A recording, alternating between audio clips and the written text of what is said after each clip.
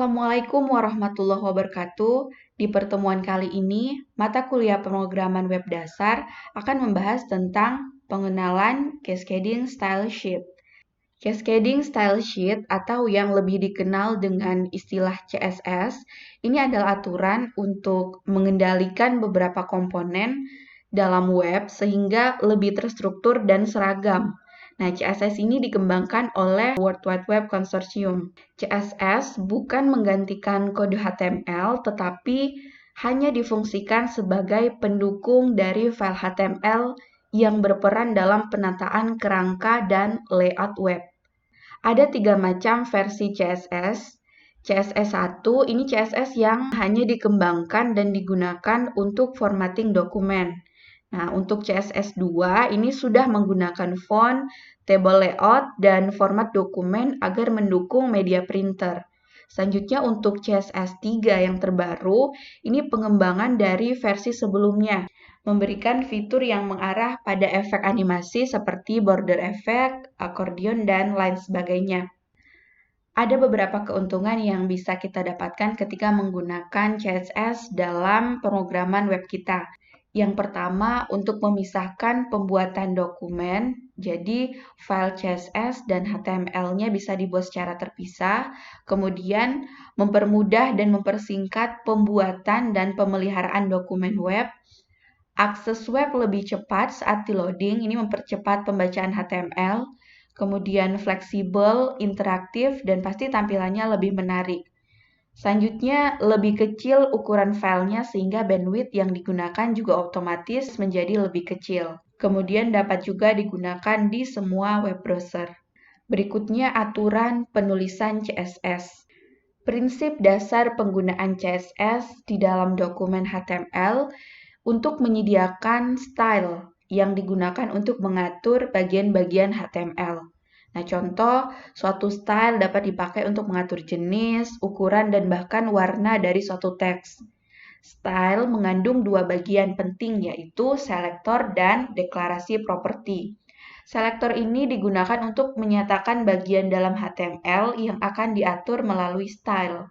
Sedangkan properti ini untuk menyatakan sifat dalam tag HTML yang diatur melalui style. Nah, contoh di sini, style itu terdiri dari selektor dan properti. Selektornya di sini adalah H1 dan nama propertinya adalah background color. Nah, untuk mengawali dan mengakhiri bagian properti, itu perlu ditambahkan buka dan tutup kurung. Selanjutnya, CSS ini bersifat case sensitif, sehingga huruf kapital dan huruf kecil ini akan dibedakan. Hal ini penting untuk diperhatikan jika kita ingin menulis nama kelas atau nama ID dalam style. Selanjutnya, ada 3 cara untuk menggunakan atau menerapkan CSS.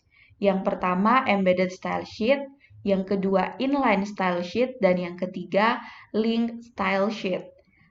Embedded style sheet ini adalah cara penulisan kode di mana penulisan CSS dilakukan pada tag HTML, yaitu pada tag style dan sebelum tag body, dan ada juga yang menempatkannya pada tag head. Pada tag tersebut akan disisipkan kode CSS yang akan digunakan oleh tag HTML. Sintaks penulisannya seperti berikut ini, style tab text CSS, kemudian diisi dengan atribut CSS, ditutup dengan tag penutup style. Selanjutnya, inline style sheet. Ini merupakan cara penggunaan CSS langsung pada HTML yang dibutuhkan saja. Cara ini dilakukan umumnya karena hanya sedikit properti yang dibutuhkan. Sintaks penulisannya misalnya dalam tag HTML diberikan style, property, value, atau nilai, kemudian ditutup dengan tag HTML. Nah, selanjutnya, link style sheet ini merupakan cara yang paling disarankan untuk menggunakan kode CSS dengan HTML. Cara penggunaan dengan metode ini yaitu kode CSS dan HTML-nya akan dipisahkan. Untuk menggunakan kode CSS yang telah dipisahkan ini, maka kode dalam HTML dibuat script yang isinya adalah memanggil file CSS tersebut untuk digunakan dalam kode HTML. Sintaks penulisannya yaitu link rel style sheet type text CSS href, di mana di dalamnya sini ada nama file CSS yang akan kita gunakan untuk menuliskan script CSS. Selanjutnya ada beberapa jenis selektor yang bisa digunakan. Kita akan bahas beberapa saja. Yang pertama, selektor tag atau selektor elemen. Ini menggunakan tag yang terdapat pada HTML. Setiap tag yang ada di HTML bisa dijadikan selektor. Berikutnya untuk selektor ID. Selektor ID ini digunakan untuk menentukan style bagian unik dari HTML. Unik di sini maksudnya adalah satu nama ID hanya bisa digunakan satu kali pada sebuah halaman web. Apabila satu nama ID digunakan lebih dari satu kali pada sebuah halaman, maka stylenya hanya akan berlaku pada ID yang pertama saja. Penggunaan selektor ID akan diawali dengan tanda pagar. Kemudian selektor kelas. Ini selektor kelas bisa digunakan untuk menentukan style dari sebuah grup elemen. Berbeda dengan ID, selektor kelas dapat dipakai berulang kali di sebuah dokumen web. Artinya sebuah nama kelas dapat dipanggil beberapa kali pada elemen-elemen yang ada pada sebuah halaman web. Penggunaan selektor kelas akan diawali tanda titik di awal penulisannya, kemudian pada tag HTML ditambahkan nama kelasnya. Nah, masih banyak lagi jenis selektor seperti selektor pseudo kelas, selektor atribut, selektor universal, dan sebagainya. Nah, berikutnya grouping elemen. Ini biasanya kita gunakan tag div dan span. Nah, tag div dan span ini digunakan untuk mengelompokkan elemen-elemen HTML. Span digunakan untuk mendefinisikan inline content, sementara div digunakan untuk block level content.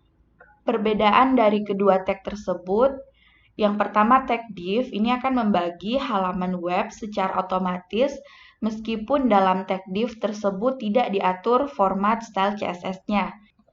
Sedangkan tag span ini hanya mengatur konten atau isi yang dilingkupinya, tanpa membagi halaman web ke dalam bagian-bagian kecil seperti yang dilakukan pada tag div.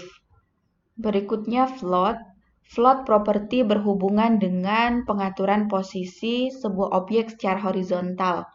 Penggunaan CSS float property ini bukan hanya sekedar untuk kepentingan pengaturan posisi objek atau elemen saja, namun juga ini berkaitan dengan elemen lain di sekitarnya.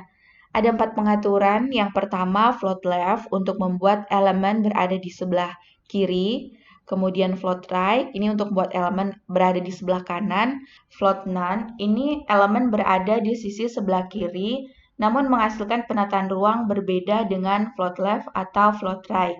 Kemudian float inherit, hasilnya hampir sama dengan float none. Oke, kita mulai praktekkan. Seperti biasa, kita aktifkan SMPP-nya, start Apache. Selanjutnya buka Sublime Text-nya.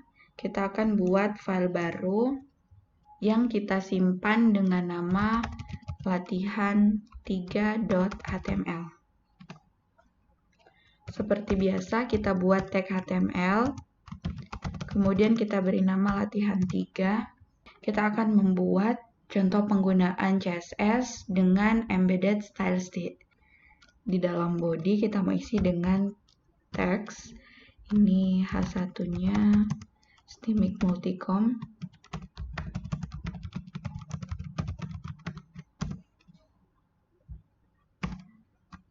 Kemudian paragrafnya ini mau kita isi dengan nama jalan.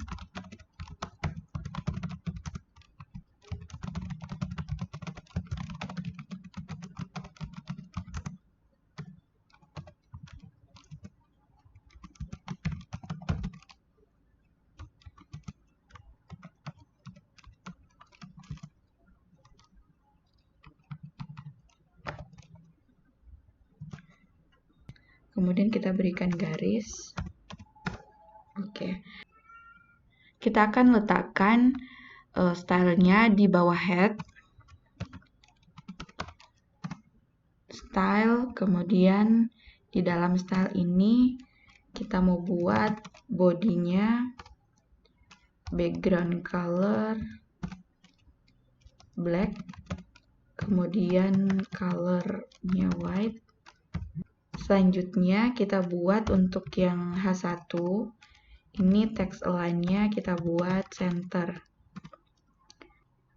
Dan untuk paragrafnya, ini mau kita buat dengan text align center. Font size-nya kita buat 18 pixel. Kemudian font weight-nya kita buat bold biar tebal. Dan color-nya misalnya yellow. Oke. Masih ada satu lagi yang HR. Ini kita buat bordernya juga yellow. Oke. Simpan, kita lihat tampilannya di browser.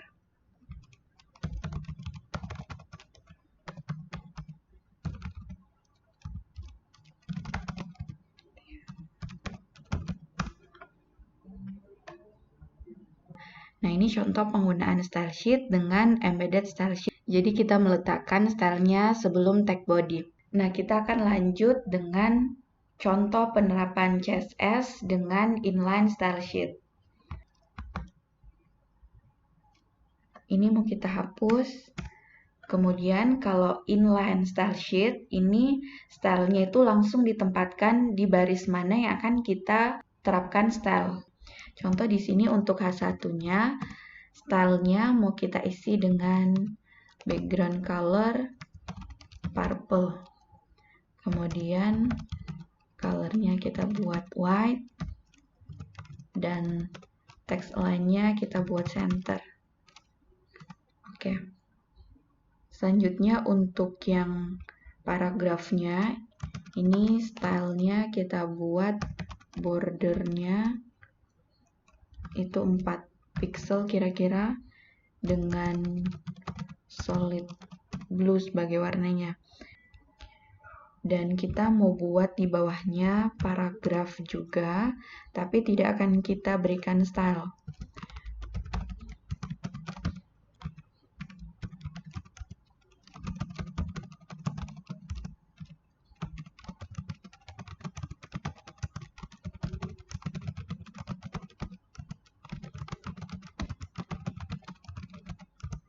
Oke, kita save dan kita lihat perubahannya. Nah, jadi ini penggunaan CSS dengan inline style sheet. Jadi di dalam tag HTML langsung kita berikan stylenya. Nah, selanjutnya kita akan buat style CSS yang paling disarankan yaitu link style sheet. Nah, ini mau kita hapus dulu. Nah, di dalam link style sheet ini, di bawah title, ini mau kita berikan link style CSS-nya. Di sini contohnya style.css. Nah, nanti kita akan buat file baru dengan nama style.css. Kemudian di dalam bodinya, ini mau kita isi dengan H1 Stimic Multicom.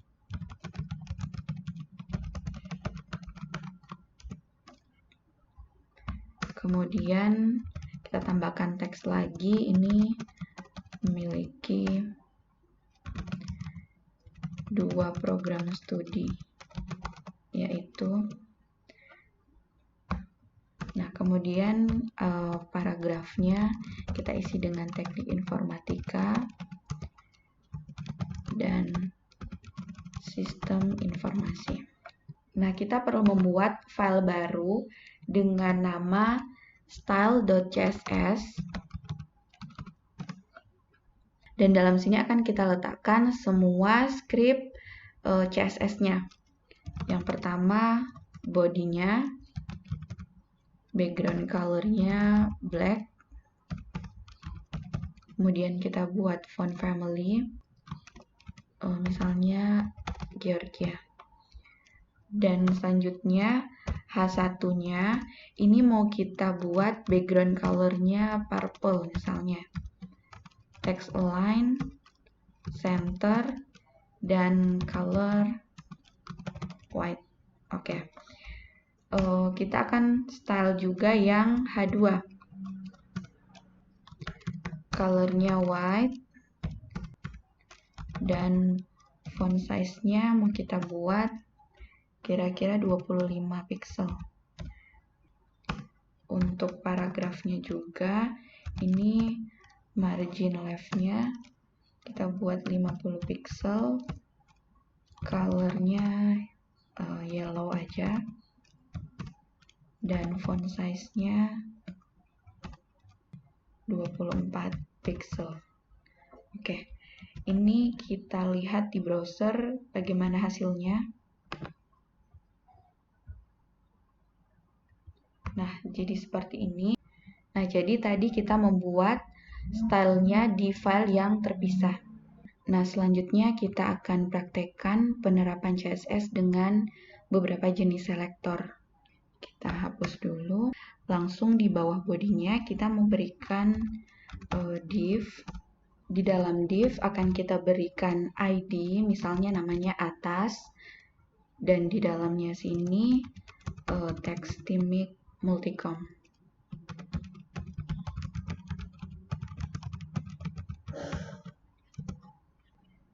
Kemudian di dalam H1 ini kita isi dengan program studi.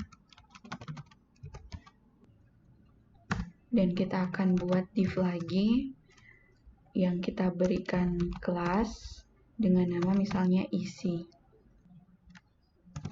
Di dalam sini mau kita isi teks. Oke, nah selanjutnya untuk CSS-nya, ini yang tadi kita hapus. Kemudian yang pertama ini atas, kan tadi kita membuat nama ID-nya dengan atas, kemudian background color-nya, contoh kita mau isi green, kemudian color-nya white, font size-nya 50 pixel, text align-nya kita buat center. Ini contoh jenis selector ID. Karena di dalam div kita membuat ID namanya atas. Kemudian pastikan di depannya itu ada pagar seperti ini. Kemudian kita buat untuk yang selector tag, ini untuk yang H1, colornya misalnya black seperti ini. Dan kita akan buat juga untuk yang tadi kita bikin selektor kelas. Di sini kita sudah membuat kelas dengan nama isi, sehingga untuk membuat selektor kelas itu kita buat titik sebelum nama kelasnya. Kemudian font family-nya mau kita isi dengan Arial. Font size-nya kita isi dengan contoh 30 pixel. Dan kita buat warnanya jadi blue. Oke, coba kita lihat hasilnya di browser. Oke, ini jadi contohnya seperti ini, penerapan jenis-jenis selektor. Nah, berikut kita masih ada satu latihan lagi sebagai tugas yang akan dikerjakan. Script yang ini mau kita hapus dulu. Oke, kita akan buat di dalam sini div, kemudian kita berikan ID wrapper. Kemudian di dalam sini mau kita berikan tulisan, kita berikan heading 3, Systemic Multicom.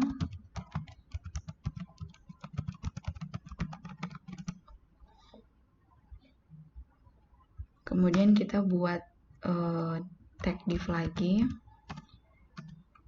Di dalam sini kita mau isikan ID yang namanya menu. Nah, di dalam ID menu ini mau kita buat daftar menunya dulu. UL. Di dalam sini kita buat ahref. Ini Ini kita beri tanda pagar dulu, kecuali kalau kita ingin melingkan ke halaman yang lain. Jadi ketika diklik, ini akan menuju halaman yang lain. Tapi karena statis, kita berikan tanda pagar aja dulu. Kemudian isinya nih menu home. Kita tutup tag A-nya. Kemudian menu berikutnya.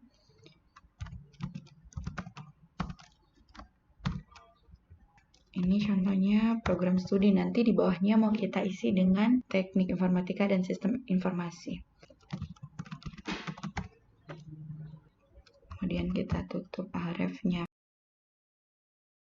Di dalam sini masih mau kita letakkan nama jurusannya. Kita gunakan UL yang di dalamnya ada li.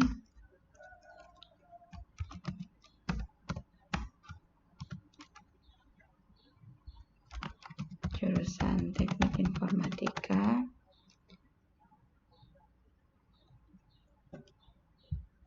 Kemudian yang satunya sistem informasi.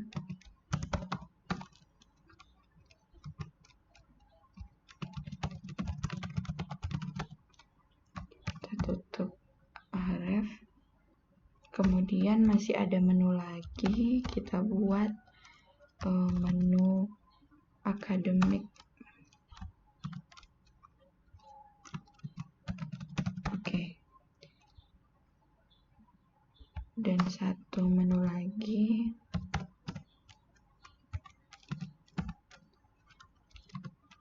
Misalnya daftar kuliah gitu. Nah, di style CSS-nya ini mau kita atur dulu. Asalnya tadi kita sudah membuat ID di sini dengan nama wrapper. Kita akan atur width-nya. Kita buat kira-kira 500 pixel. Margin-nya kita buat auto. Kemudian tadi kita juga sudah membuat ID namanya menu yang kita atur dulu. Style UL-nya, font family kita atur Arial, Verdana. Kemudian font size-nya 14 pixel kira-kira. Margin-nya kita buat 0. Padding-nya kita buat 0. Dan list style-nya kita buat none. Oke. Selanjutnya kita akan buat menunya menjadi horizontal dengan nanti display-nya mau kita kasih blok. Di dalam div menu UL ini display-nya dulu kita buat blok. Kemudian position-nya kita buat relatif biar dia menyesuaikan, dan float-nya left. Kita lihat dulu hasilnya.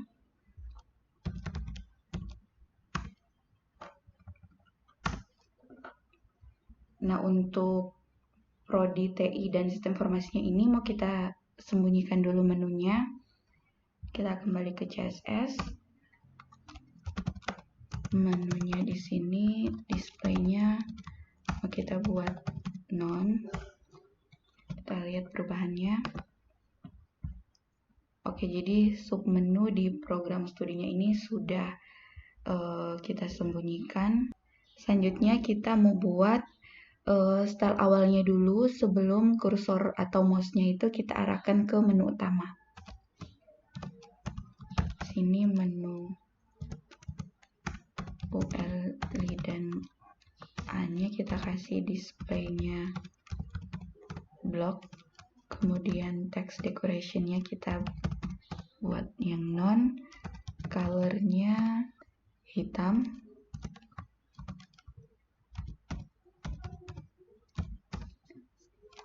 Padding-nya kita atur dulu 5 pixel dengan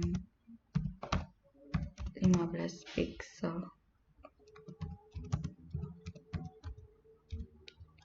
Kemudian untuk background-nya Oke, berikutnya ada white space-nya buat no wrap. Oke.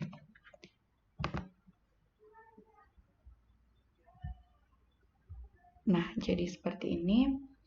Berikut kita mau atur stylenya ketika mouse-nya itu diarahkan ke menu-menunya. Untuk menu ULI dan A, hover. Kemudian background-nya kita buat warnanya berbeda. Misalnya ini. Nah, selanjutnya kita munculkan submenu jika di menu utama itu ada tag UL dan link-nya. Berarti di sini menunya li hover yang ada UL-nya, itu display-nya kita buat block, dan position-nya kita buat yang absolute. Nah, ini kita mau cek dulu. Nah, kira-kira seperti ini. Kemudian kita masih akan lanjutkan untuk mengembalikan ke default menu di hover. Ini float-nya kita buat none, dan font size-nya kita buat 11 pixel. Oke. Nah, ini selanjutnya kita membuat style awal sebelum dan sesudah kursor diarahkan ke submenunya.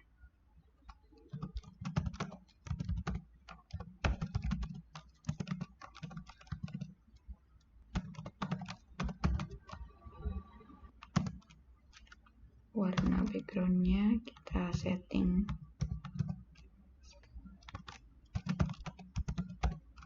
finally hover untuk LEDA-nya.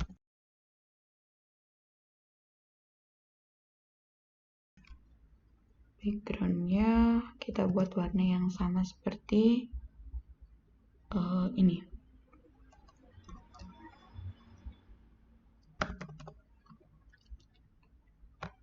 Oke, kita lihat perubahannya. Nah, ketika kita arahkan seperti ini, ada perubahan warnanya. Oke, cukup sekian untuk pembahasan kita kali ini, pengenalan cascading style sheet. Sampai jumpa di video selanjutnya. Assalamualaikum warahmatullahi wabarakatuh.